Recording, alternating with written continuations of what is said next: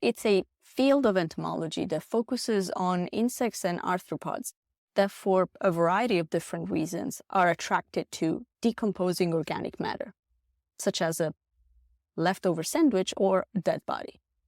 Now, these insects are major informants on anything that might have to do with the circumstances of death, but most importantly, with whatever happened from the moment of death on. Welcome to the People of Pathology podcast. I'm Dennis Strink. On this podcast, we explore pathology, laboratory medicine, forensic science, and evolving teaching methods in these fields. Forensic entomology can have a valuable role in forensic investigations. And today we're going to look at this field with Dr. Denise Gemmellaro. We'll discuss how changing her career path led her into this field. You'll hear how entomotoxicology can provide crucial insight into an investigation. And Dr. Gemmellaro also tells us about working with law enforcement and some of her international work. Okay, here's Dr. Denise Gemmellaro. I know you're originally from Italy, but now you live here in the United States. And can you tell me about, growing up in Italy and how you first thought you wanted to be a medical doctor? Well, in Italy, back in the day when I was trying to figure out what to do after high school, and I knew that I was interested in the world of forensic science, but the only options to get somehow into forensics was to become a medical doctor, and then from there to go to pathology. There was really no other way. The other way would be go to law enforcement, but that will kind of deprive me of the science that I was actually looking. Mm-hmm. So I did exactly that. I decided to go to medical school and I tried that. But that was really not what I was after. I realized that it was a little bit off compared to what my actual interest was. But I have to say that the world of pathology is still probably the most dominant one in the field of medico-legal investigation. And it's absolutely understandable because when you have a medico-legal investigation, the main piece of evidence that you have is a body. And therefore, it's just natural that your main forensic expert is somebody that is an expert on a human body, therefore an MD. So I can understand that initial push. But nowadays, there are so many things that have branched out of that. And as I was going on with the years, I realized that I don't have to stay within medicine if I don't want to. I can get to what I need to be from different venues. And this is where I started exploring what those different venues could be. Okay, I see. Now, was there a particular experience that was like the moment where you decided, okay, I don't need to or I don't want to go to medical school, but I can do forensics like in the science that I want to do? I don't think there was a particular moment. I just realized that, first of all, pathology will come after you get your medical degree. And it's not even a given because as for anything else, you have to apply, you have to hope that you get in. And if you don't get in, it's not like you just, okay, I'm just going to sit and wait. You're going to have to do something else that could be, I don't know, surgery. So I realized that, and I was not minding the field itself. I just didn't get into, to deal with patients. That is also a very big emotional toll, an experience that it has a big emotional toll on anyone. So you have to be absolutely called to that, in my opinion. So it would have been a very long and uncertain way to get to where I wanted to be. And so it was worth it for me to explore other venues. It wasn't easy because, when you get into medical school, you found your pot of gold. That's the Mecca. That's where, and pretty much the majority of the students that I have dealt with that are in biology or in science, they're there because they want to get to medical school. So when you were in medical school and then you realize that maybe this is not the place for me, you carry a lot of responsibility because you know what people have done to get to where you are. And now you're saying that that's not the place for you. But it was absolutely, absolutely worth it because there are so many specializations and careers out there that it doesn't necessarily have to feel like a failure on your part. Well, let's get into your particular specialization, which is forensic entomology. And can you tell me, like, how did you become interested in this? So forensic, first of all, just to give a definition, forensic entomology is the application of entomology, which is the study of insects and arthropods, to any legal issue that you might think of. It could be finding bugs on a bag of chips, or it could be maggots on a decomposing body. So it's a very broad field, but it's definitely not medicine. And I was not the little girl that was always fascinated by bugs. Not at all. I didn't think it was possible. I didn't think it was a possible career that serious people could have.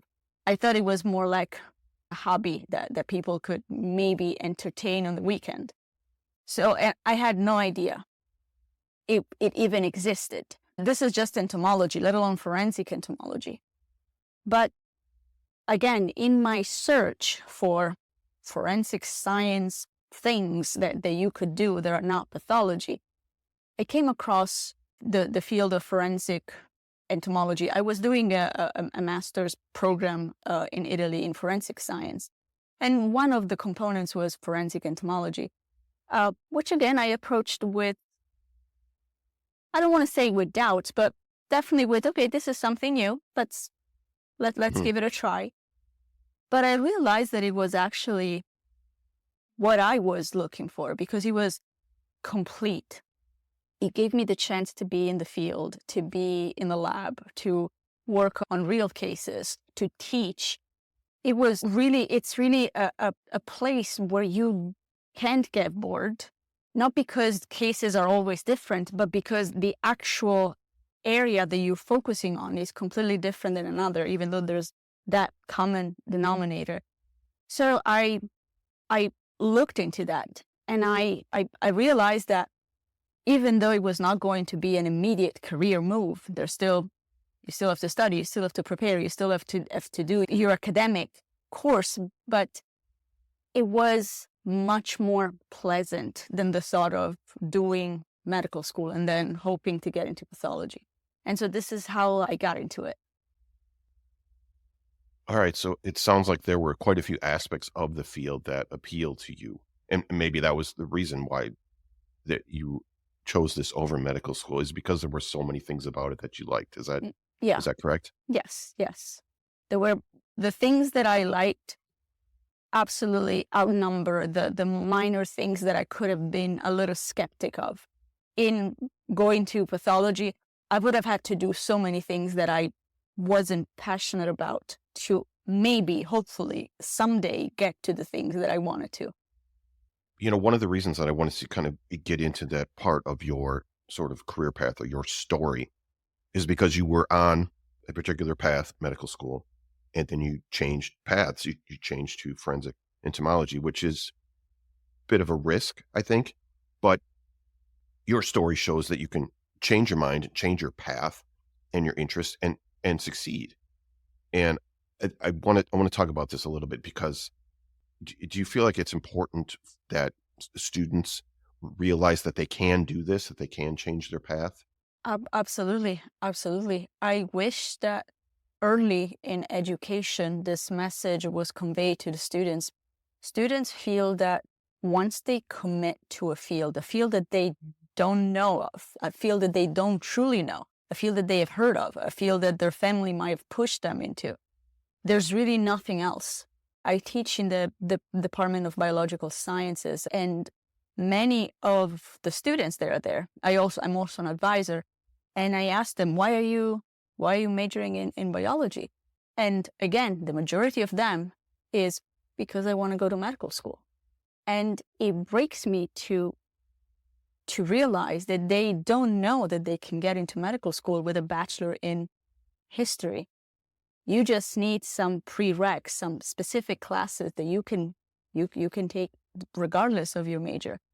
And so this is a major component, the fact that students don't even know how to get to a field that they think they want to get into. In addition to that, the simple idea that they can change their mind as they go through college. When you go through college is when you're exploring life as a semi-adult. It's when you're starting to interact with professionals. Maybe your professor is going to take you to a conference and you actually have a real tangible feel of the field that you're interested in looks like. To me is it's a non-effective way of choosing a career, because it almost imposes an obligations to the students. And if they realize that they don't want to do that anymore, they might feel like a failure. They might feel like they let their family down. They feel that I had students apologize to me. I am so sorry that I'm leaving biology. And there was really nothing there to apologize. If anything, like, you make me happy that it means that I was able to introduce you to different things that you actually want for your life. So it is, to me, it is important that any student, any person out there doesn't feel trapped in anything. You should choose your career every day. You should feel blessed that you do what you do every day. Yes, there are moments where we don't feel that blessed, depending on the, bureaucracy and all of that stuff that we have to endure. But I think that you should choose your career. You should be happy and proud of yourself for being what you are, for doing what you're doing every single day of your life. Yeah, I completely agree with that. I mean, just looking back on my own experience, I majored in biology. I was looking at medical school at the beginning and realized that I didn't want to go to that much school. And the career that I'm in as a pathologist assistant was something in college I'd never heard of. It was years later when I heard about this field. And I think that's true for probably most of the careers that I've covered on this podcast. People don't hear about a lot of them, even going to medical school and becoming a pathologist or a forensic pathologist. Some people don't even realize that's an option. So I think it's important to, like you said, you can explore all these different avenues and pick the one that's best for you, even if it means changing course kind of in the middle. That's completely okay. Mm-hmm. Absolutely. No one is chasing after you. And yes, we're all worried about retirement and making sure that we do the responsible choices. And I am all for that. I really don't think that reevaluating your career doesn't have to mean that you're just a reckless person that is not able to hold on to responsibilities and real adult life.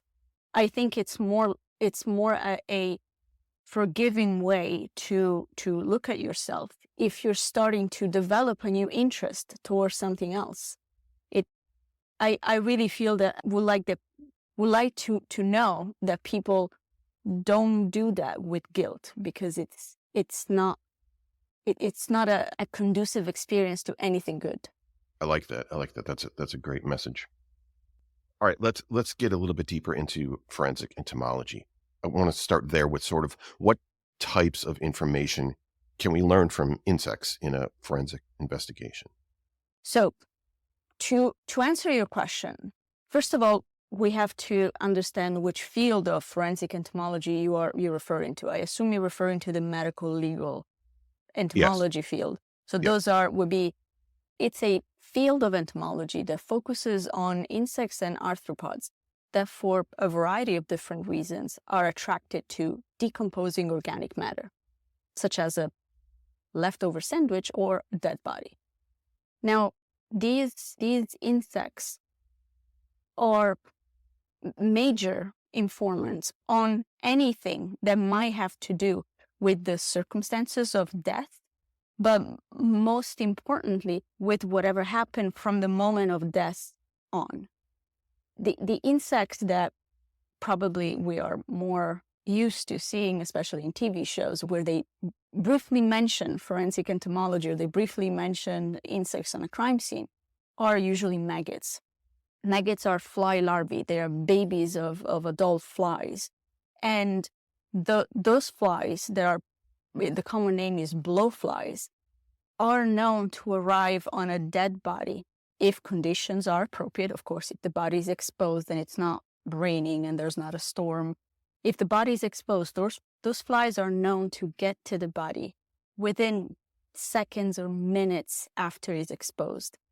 That is an incredibly important factor to consider when you look at these insects as evidence, because this is the evidence that it has the potential to get you very close to the moment of death or to the moment when the body was actually exposed to the elements.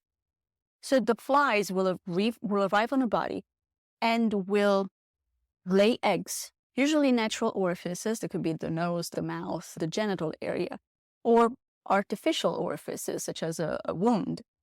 And those eggs will hatch into these little maggots or larvae, fly larvae.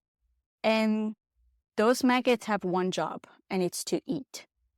They are incredibly voracious, and they can very easily consume a body quickly because of the amount of maggots that you usually have, because you rarely have one fly laying eggs. You usually have hundreds of flies that can be on a body, and each of them can lay hundreds of eggs. So you have this massive colonization that is consuming the body, and therefore anything that is on or in the body will be absorbed, will be eaten by the maggots. So just with this probably not so pretty picture that I painted you of what happens when a body is there and flies arrive, you know that you can see how insects can be beneficial in two ways. This is just from what I just said. One, it can help you estimate how long that body has been there. Because if you can focus on the development, on the behavior of those flies, you will have an estimate how long those maggots have been developing right there. And you know that they will not be developing right there if there wasn't a body. So you can have valuable information on minimum time of death. But you can also have valuable information, for example, on toxicology. If a maggot is feeding on a body that was high on cocaine prior to death, that cocaine might now be very well found in the crop of those maggots. And there are many cases where the body is too far gone to do toxicology, or maybe the body has been already cremated. So there's really nothing else that you could use to do toxicology screens. But if you kept the maggots, there's still something that you could do with those maggots to figure out if there were drugs in the system. So this is just two of the many other things that maggots can help investigators and pathologists with. Like I said, they start colonizing where there's an orifice. A natural one will be great, but an artificial one, like a wound, works too. So if you find a body and you have a abnormal colonization, let's say of the forearm, as opposed to the face, why would a fly prefer to lay eggs on the forearm and not on the face, where there are already pre-made holes for the eggs? That's probably because there was a wound here. And as decomposition progresses, wounds are not so easily detected, even during the autopsy. So really, I don't want to send a message that maggots are the most important piece of evidence, but maggots can be an essential piece of evidence, and you will not know until you need to. But this is true for any other piece of evidence on the scene. If you walk on a crime scene, first of all, it's an alleged crime scene because a crime has not been proven yet. It's a death scene. And you have a body and you have a bloody knife next to it. You have no idea if the knife is related to what happened to the body. At the beginning, until it goes through an autopsy, you don't even know if there's a stab wound there.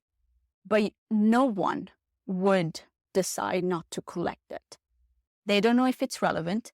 They don't know if it did anything, but they will still collect it. Why would you not do the same with something that is there because the body is there? Otherwise, they had no reason to be there. So this is really what I would like to see happen, knowing more and more what insects can actually do for you. Okay, that's interesting. I mean, everybody, all the TV shows cover that, there's maggots there and they can estimate the time of death from that. But the fact that if there's substances in the body, they can be in the maggots. This is something that, until I talked to you, I hadn't heard of before. And I think you said that's called entomotoxicology, right? Yes. Okay. You already mentioned cocaine. What other types of substances can be found this way? Honestly, anything. If it's in the body, if it's in the system and a maggot is eating it, anything would be there. You could find cocaine, but you could find aspirin. You could literally find anything that is a xenobiotic. A xenobiotic is something foreign to the body. It's something that the body will not normally have unless somebody puts it there.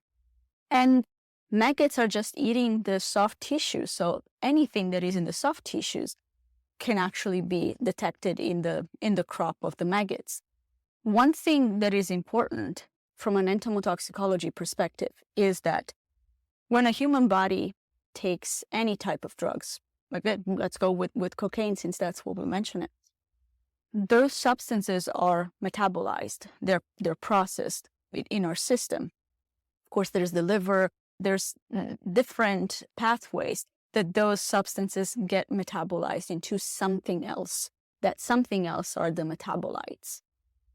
Finding those metabolites in the maggots, it's an indicator that the person took those drugs when they were still alive and when their body was still able to metabolize those.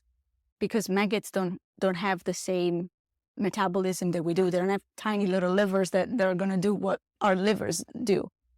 So it's also important to know that, because some people might say, well, maybe they picked up some cocaine on the floor next to where the body was, but it doesn't mean that the body was actually intoxicated. By doing your toxicology screens, you can actually discriminate between what was taken when the person was still alive to what was just laying there on the scene. So as far as like accuracy of these methods, it seems like it's pretty good, right? I mean, is as accurate as any other toxicology analysis. Nowadays, there's a big problem with fentanyl all over the country. Yeah. And it would be very difficult to see that you have fentanyl in a maggot if there wasn't fentanyl there to begin with. And there is only the body, because those maggots, they cannot eat the floor, they cannot eat clothes, they will eat only soft tissues. So it's as accurate as any other tox analysis that we conduct. This is the People of Pathology podcast with our guest, Dr. Denise Gemmellaro. We'll be right back. If you think it would be nice to have a helpful reference about digital pathology, I have some great news for you. Dr. Alexander Zhurdov has written a book called Digital Pathology 101. All you need to know to start and continue your digital pathology journey. This book will help you whether you're a complete novice or a digital pathology trailblazer. LabVine is an interactive online learning platform where laboratory professionals learn, develop, and discover by sharing knowledge and building on each other's experience. The platform provides global access to internationally accredited laboratory-specific courses and other resources developed by lab specialists, like us, for the laboratory industry. LabVine is free to sign up, and you can use the link in the show notes to get started. You can get a copy of it by following the link in the show notes. Now here's the rest of my conversation with Dr. Denise Gemmellaro on the People of Pathology podcast.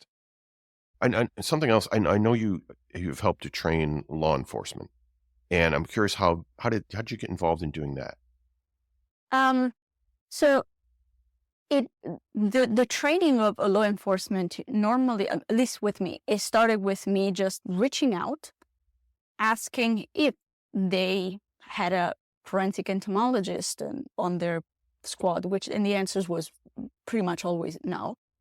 Asking them if they knew what to do if they came across a scene that had maggots, and the answer was again no.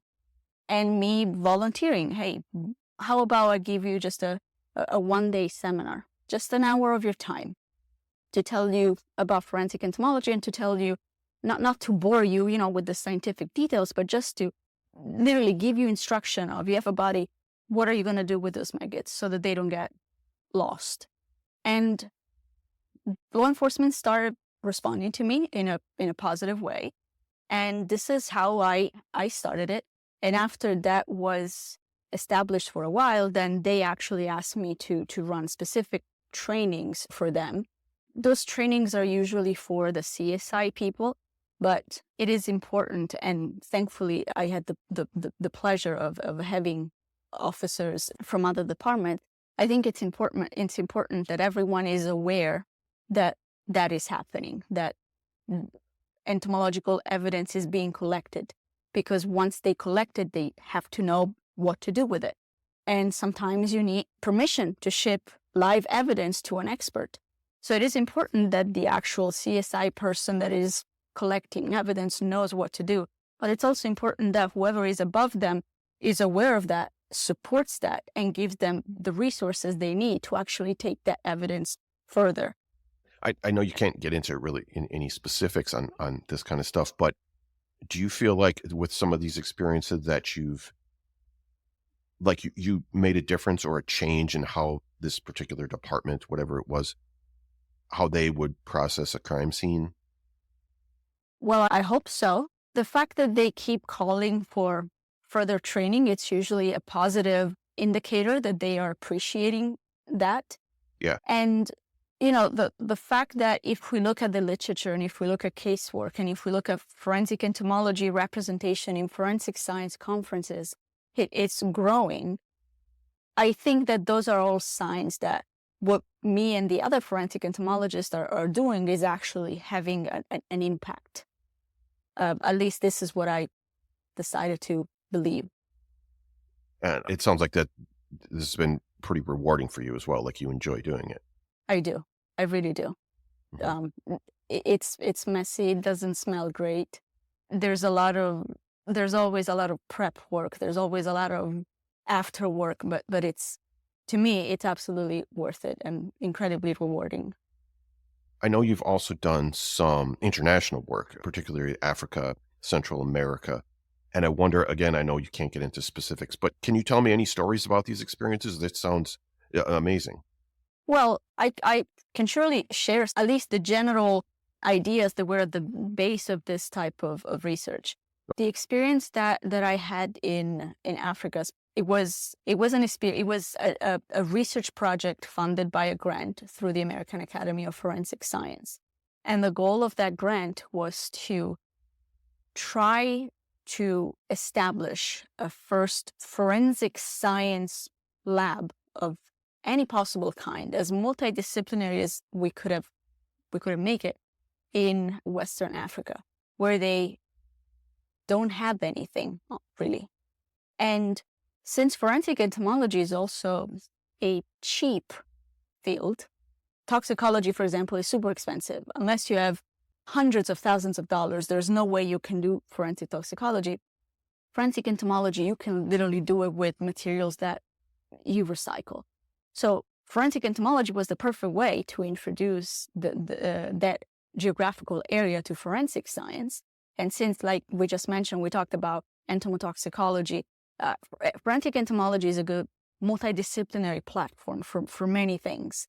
So forensic entomology, we use that as a vehicle to introduce forensic science into that area. And we did it with the support of the university, because usually through academia, many things can happen more easily because you have people that are open to new ideas, to innovation, to science in general. But we were also able to involve law enforcement, which again are ultimately where you're going to need to if you have any hope to do anything forensic. And so this is what the project was. There was a training, and during the training, we also had some materials to actually start the first lab. And we welcomed in the training students, graduate, undergraduate, law enforcement, and other professionals that were interested in that. Okay, so it seems like this had sort of two purposes. Then you were sort of improving forensic investigation, or maybe even starting forensic investigations in the area. But also it sounds like you were inspiring the people there that maybe this was a field they could get into. That was honestly my major goal, because I said at the beginning of this project, if we start the lab and we train these people and it stops there, we're really not going anywhere. You need to have a steady flow of people that are going to get passionate about this, they want to get into this, they will actually do the work in this area. And you can only do that through students, because students will grow a passion for something, and students will want to build a career for their life. And if they can do it in their own country, it's even better. And what about Central America? Can you tell me anything about that? Yes. So in Central America, it was Professor Kimberly Moran from Rutgers University, which is Rutgers Camden in the southern part of the state of New Jersey. She started this multidisciplinary group of forensic scientists. She's a forensic archaeologist. And she had this collaboration with in Central America, it was in Belize. She had this collaboration with the Office of the Medical Examiner over there to, again, conduct some trainings in different areas of forensic sciences. We had a forensic anthropologist, of course, we had a pathologist, we had the archaeologist, we had a molecular biology experts, and so on and so forth. We had an excellent forensic photographer. So all of that to introduce them to different disciplines of forensic science and to kind of fight the concept that was true many years ago. If you think about Sherlock Holmes, he will do it all. He does the autopsy, he does the drugs, he does the fingerprints, to push the idea that you're an expert in your area. You cannot be an expert in anything. So it was a strong message to have a group of experts instead of just one person. And again, even in that case with the trainings for students, for the CSI unit, for the medical examiner office, we try to help them with some of the casework that was there while we were there. We visited the lab and tried to give them suggestions on how to improve this, on what kind of equipment you might try to look for funding for. And all of that was, again, incredibly rewarding, because you see that people actually appreciate the value of your work. Not just, they're not simply, which is already amazing, they're not grateful that you're there for them, but they actually see that it's worth it for themselves. They see that there's value in continuing this even after you're gone. What do you think then for projects like this? What do you think is the biggest barrier for them to continue? I mean, is it just funding? Is it equipment, or is it something else? Funding is always a limiting factor. Mm-hmm. But from my experience, the thing that is needed the most is reminders. If we go there and we do all these trainings, we show them all the wonderful stuff that we do, and then we are gone and we don't check on them, but not to verify, let's see what they're doing, let's see if they're actually doing it, but more to remind them that we're here to support you. Let us know if there's anything that you can do, so that they don't feel alone in doing what they started doing when you were there. Unfortunately, we all get busy. Life is chaotic. We really have the best intentions of doing that, of continuing, of staying in touch, and sometimes that is not always possible. So that might be the cause that things fall through the cracks, because they don't feel motivated. They don't feel that there's as much interest as there was when you were there. So that might also be a barrier that it would be great if we could find a way to demolish, because that should be one of the easy ones, as opposed to funding. Finding $1 million, it's challenging, but maybe staying in touch on a periodical basis, maybe that's a little easier and a little bit more doable, regardless of what your possibilities are. That makes sense to me. The whole sort of, I guess you kind of call that networking, I suppose. Yes. Okay. And that's important to not only, like you said, keep in touch with people and realize that there is this community of people that can help you. Mm-hmm. And wants to help you. And needs your help, because every time that you have a scientific group, a law enforcement group, an academic group that does forensic science work, they're contributing to the body of knowledge that we have. And when I need help here in New Jersey, I go to Google Scholar and I look for all literature from all over the world. And maybe there's one tiny paper from, I don't know, Malaysia that is going to help what I need today. So it's important to convey the message that we can help you, but by doing this, you're helping us and the whole community, because every observation is important.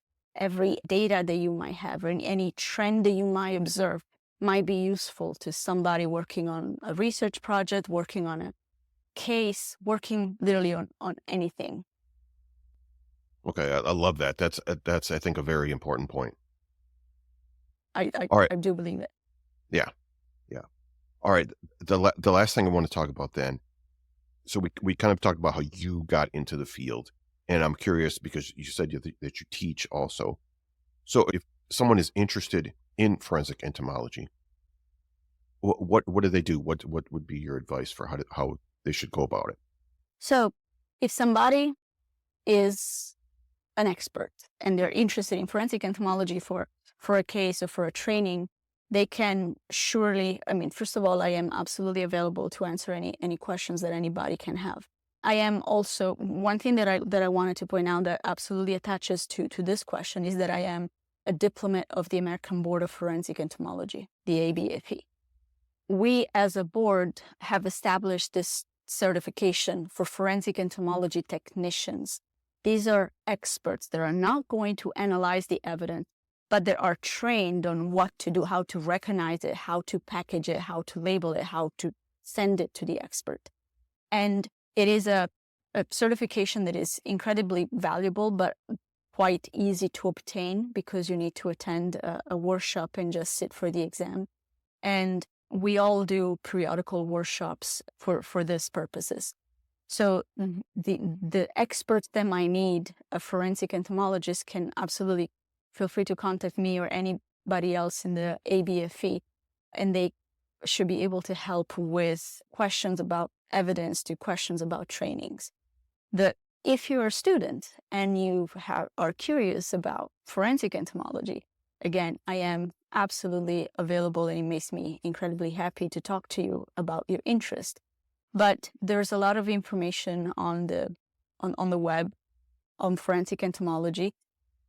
A major recommendation that I would like to give the students is don't feel that you need to find forensic entomology together to do forensic entomology work. If you're interested in forensic entomology, I'm just going to assume that you're interested in entomology first, because forensic entomology is just an application of entomology. And if you are interested in entomology, there are many programs of entomology in the United States. The Entomological Society of America has a list of all the academic programs in entomology that are available. And even if a program doesn't specify forensic, it doesn't mean that you cannot do forensic work, because remember, forensic is just an application. You have to, in the case of what I do, you have to like maggots, whether they are from a case or whether they are from the beta traps that you put outside to collect some specimens for your lab. You need to like that to be able to actually do meaningful casework. So if that is the case, absolutely look for entomology groups, entomology resources. And there's plenty out there that can help you understand if entomology is the career you like or not. If you think that you're just interested in forensic entomology together, then maybe you want to be law enforcement, or maybe you want to be a lab technician that just works, and a lab technician works in a lab, and labs are usually specialized in a type of work. So I'm not demonizing any one of these people. There's a place for you for whatever interest you might have. I just would like them to find the right place for their training and the right denomination for their career. If you like, I don't know, if you like testifying in court, maybe you want to be a lawyer, because many forensic experts actually are not particularly fond of that aspect. They like the lab work. They like the evidence. They like the science work. So absolutely feel free to reach out to me and to any other expert out there. But there's also a lot of free resources out there on the web for you to explore. Okay, I like that. That's great advice. I will include links to some of those free resources in the show notes for this episode. Dr. Gemmellaro, this has been a really interesting conversation. I mean, I've learned a lot from you, and I like to hear the passion and the excitement in your voice when you're talking about this field that you obviously love. So, Dr. Denise Gemmellaro, thank you. I thank you so much for having me here. It was a pleasure. If you're looking for another episode of the People of Pathology podcast to check out after this one, here's a clip from my interview with forensic anthropologist Evan Bird as we discuss how the COVID pandemic changed forensic practices. It's just weird. It's weird enough, and especially in the forensic world, to have gone through two seismic events that changed everything socially and forensically. 9/11, as far as how to approach mass fatality at that level, and now this. Even that. I mean, the way that you approach in some offices in large metropolitan areas, we still have things that are now that would forever changed how you do even kind of day-to-day approaching, whatever it can be, like the way remains are stored or tracked or things like that, where when you have to think about it in a huge disaster sense, it kind of shows you ways that maybe things can be more efficient on a practical daily level. You can hear more from Evan Bird in episode 144. All right, a big thank you to Dr. Denise Gemmellaro. One of the key takeaways from this episode is the importance of students realizing that they can change their career path and interests and still succeed. Dr. Gemmellaro shared her personal journey of initially pursuing a career in medicine, but eventually finding her passion in forensic entomology. She highlighted how she realized that the traditional path of becoming a medical doctor was not aligned with her true interests, and how she made the decision to explore other avenues. She emphasized that it is crucial for students to understand that they are not bound to a single career path, and that it is okay to change their minds as they progress through their education and career exploration. She mentioned how many students feel pressure to pursue certain fields, such as medicine, without fully understanding the range of options available to them. Forensic entomology provides valuable information in forensic investigations. A couple examples we talked about are estimating the time of death and detecting toxic substances. Dr. Gemmellaro explained how insects, particularly maggots, can be major informants in determining the circumstances of death and events that occurred post-mortem. Through entomotoxicology, forensic entomologists can determine if any toxic substances were present in the individual prior to death. This method can be particularly useful in cases where traditional toxicology screenings on the body are not feasible, such as in advanced stages of decomposition or when the body has been cremated.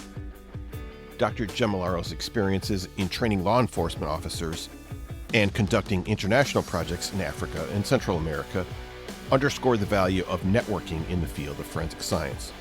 Through collaborations with various experts and organizations, she helped to introduce forensic science concepts, provide training, and establish forensic science labs in underserved areas. These initiatives not only improved forensic investigation capabilities, but they also inspired local professionals to pursue careers in forensic science. And most importantly, they can contribute significantly to uncovering crucial details in criminal investigations and providing justice for victims. Dr. Gemmellaro shared a few resources, and you'll find links to those in the show notes. I'll also include her contact information, and she said she welcomes anyone with questions to contact her. Don't forget you can follow this show on Twitter and Instagram. I'm at People of Path, or just connect with me on LinkedIn. Thank you for continuing to share the show with others. Together, let's inspire the next generation of pathologists and laboratory professionals. This show is a member of Health Podcast Network. Thanks for listening. I'm Dennis Strank, and I'll talk to you next time on the People of Pathology podcast.